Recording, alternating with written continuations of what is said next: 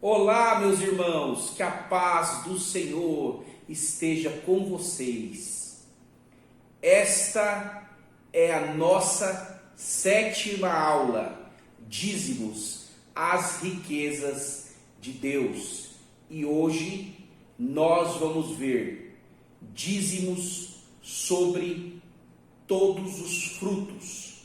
Abra sua Bíblia no livro de Deuteronômio, capítulo de número 14, versículo de número 22. Certamente darás os dízimos de todo o fruto da tua semente, que cada ano se recolher no campo. Meus irmãos, aqui eu vejo a generosidade de Deus querendo nos abençoar e nos ensinando agora não somente olhar para os levitas, mas Deus também olhando para os menos favorecidos. E é lindo, porque ele continua dizendo: porém, não desampararás o levita que está dentro das tuas portas, pois não tem parte nem herança contigo. Isso está no versículo 27. Então Deus, de novo, lembrando que os dízimos, nós precisamos lembrar dos levitas, não desamparar os levitas, que são os homens e mulheres que trabalham para Deus. E aqui é muito interessante porque ele diz que ao fim de 3 anos tirarás todos os dízimos das tuas colheitas no mesmo ano e os recolherás dentro das tuas portas.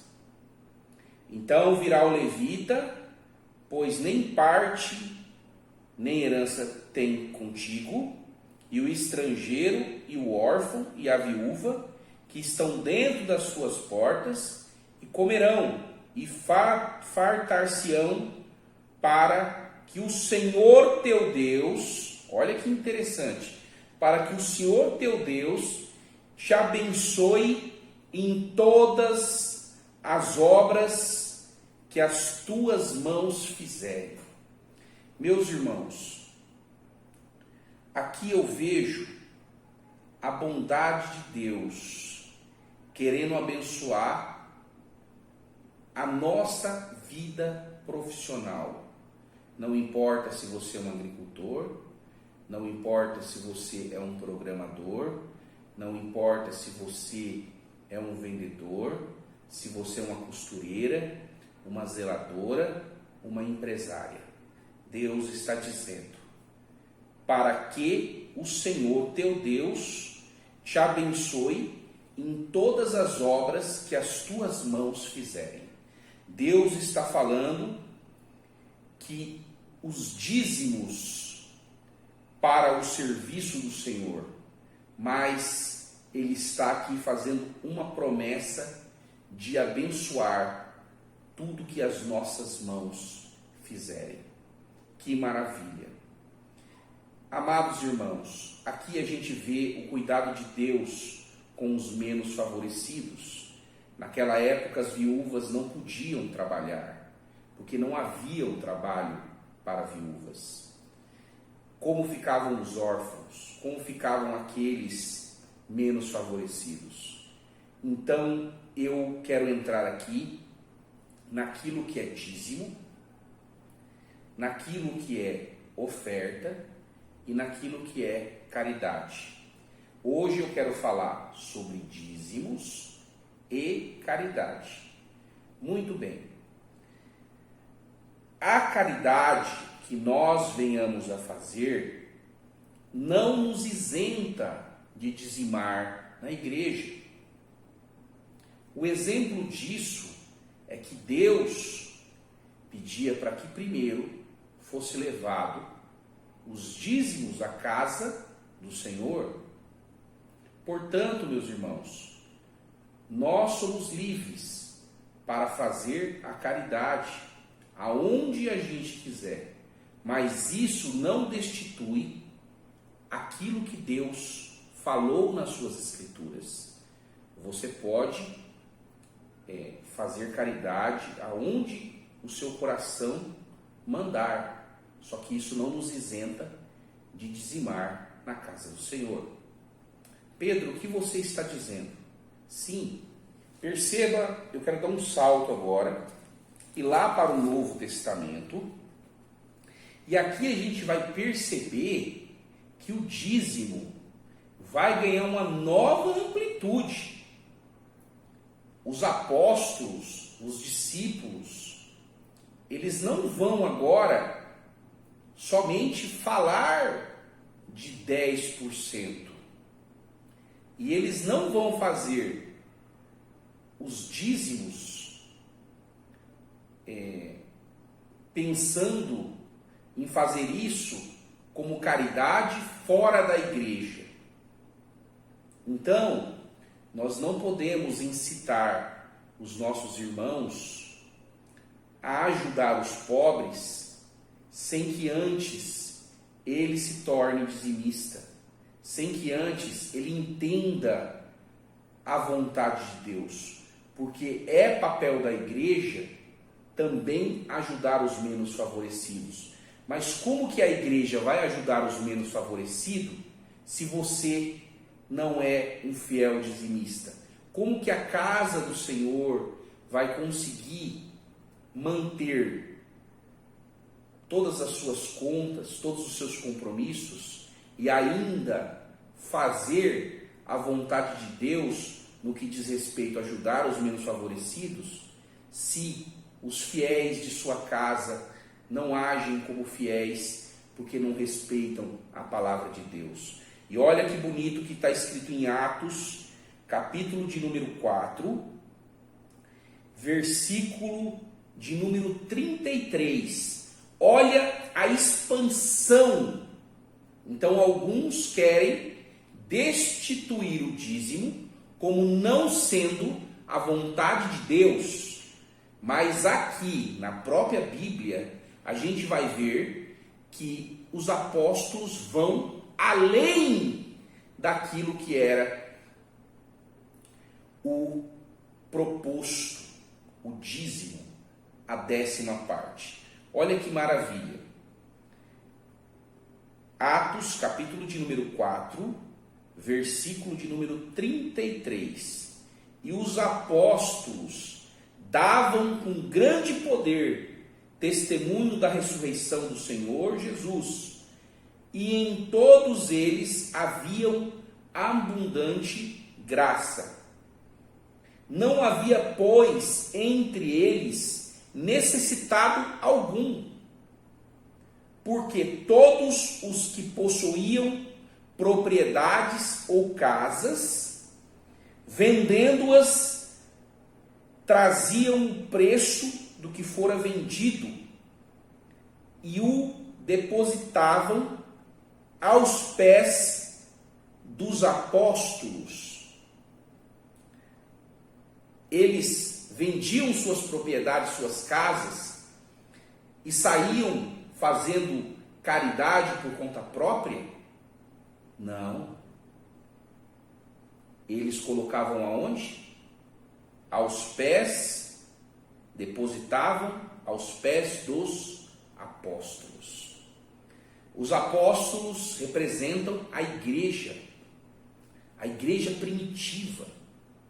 Isso está no Novo Testamento. É maravilhoso, meus irmãos. E aqui no versículo 35 diz: repartia-se a cada um segundo a necessidade que cada um tinha. Então, não somos nós que temos que administrar os recursos do Senhor, mas é a igreja, são os pastores, são os apóstolos, são os bispos, é a igreja. Primeiro nós levamos até a igreja, os nossos dízimos, as nossas ofertas que são espontâneas, e isso eu vou falar em uma dessas oportunidades.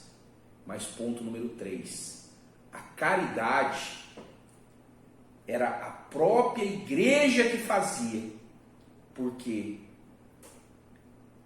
a igreja em si entendia que era uma obra incomum, era algo que partia da vontade de Deus, da vontade de Cristo.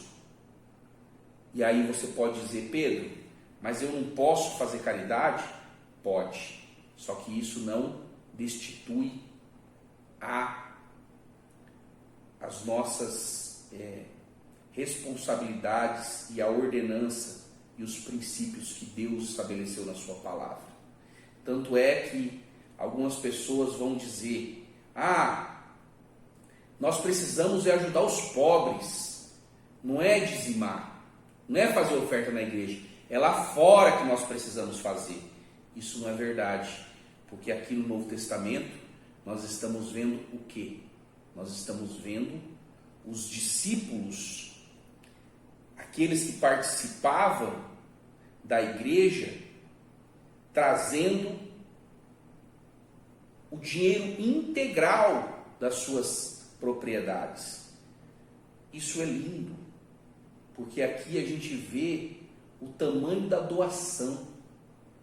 Deus não tem te pedido para que você venda tudo e vá morar com os pobres. Até porque, meu irmão, tem muitas pessoas que moram na rua que a gente sabe que nem o Estado, que nem a prefeitura, que nem as entidades, albergues, conseguem tirar essas pessoas da rua, porque muitas delas saíram de suas casas não pela vontade de suas esposas, não pela vontade de seus pais, mas porque ficaram perdidas, e o que elas mais precisam é de libertação.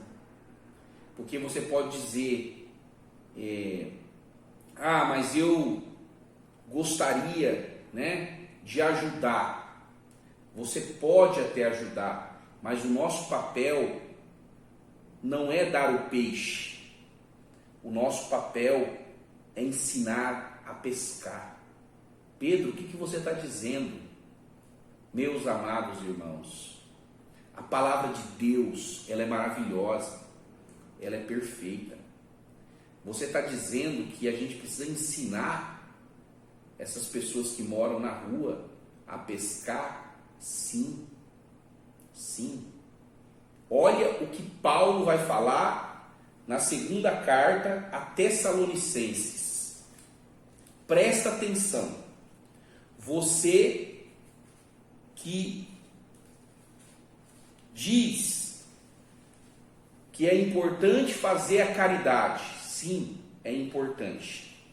Mas olha o que Paulo vai dizer na segunda carta de Paulo a Tessalonicenses, lá no versículo de número 10. Mas eu só quero lembrar aqui que a igreja de Deus, ela tem ordem. Não é do jeito que você quer, não é do jeito que você pensa, não é do jeito que você acha. A vontade de Deus não existe achismo, existe precisão. O Espírito nos dá a certeza daquilo que é o correto. Olha só: evitando viver desordenadamente. Quantas pessoas, meus irmãos, que vivem desordenadamente?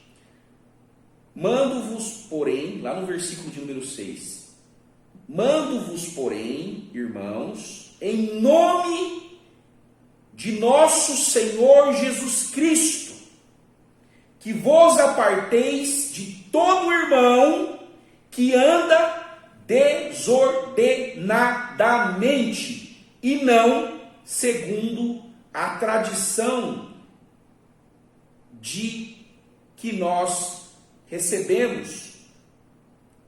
Porque vós mesmos sabeis como convém imitar-nos, pois que não nos portamos desordenadamente entre vós, nem de graça comemos o pão de homem algum, mas com trabalho e fadiga, trabalhando noite e dia, para não sermos pesados a nenhum de vós. Não porque não tivéssemos autoridade, mas para vos dar em nós mesmos exemplo para nos imitardes. O que Paulo está dizendo? Que nós temos que ser exemplos para essas pessoas. E nós não podemos querer viver junto com elas, na situação em que elas se encontram. Mas nós temos que, com firmeza, dar a elas o exemplo. E olha o que ele vai dizer no versículo de número 10. Segunda carta de Paulo a Tessalonicenses, capítulo 4, versículo de número 10. Porque quando ainda estávamos convosco, vos mandamos isto, que se alguém não quiser trabalhar, não coma também. O nosso papel, meus irmãos, não é pregar a caridade e não fazê-la. O nosso papel não é pregar a caridade, fazer a caridade e esquecer a palavra de Deus sobre os dízimos. A igreja, ela tem ordem. A igreja precisa ter ordem para ter progresso. Na sua vida, precisa haver ordem para ver progresso. Na vida dos irmãos menos favorecidos, precisa ter ordem para ver progresso. Ele vai dizer: se alguém não quiser trabalhar, não coma também. Meus irmãos, a palavra de Deus é maravilhosa. O que Deus está dizendo é que se você se tornar um fiel dizimista, Ele vai abençoar as obras de suas mãos. Que Deus te abençoe. E até a nossa próxima aula, com a graça de Deus.